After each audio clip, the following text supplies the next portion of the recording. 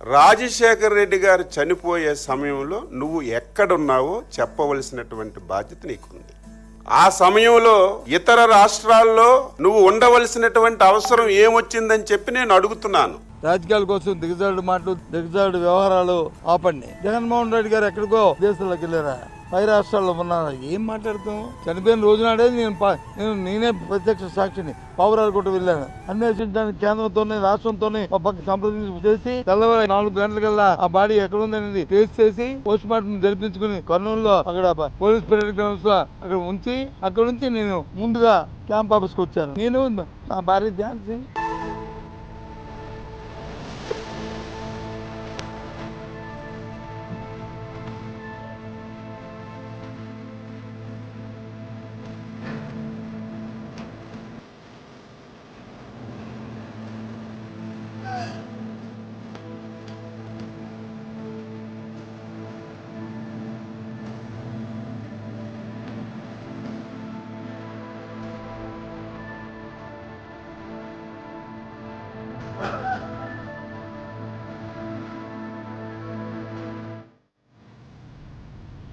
అందుకని ఇప్పుడు ఆయన పేరు మానబంధం లాంటిది.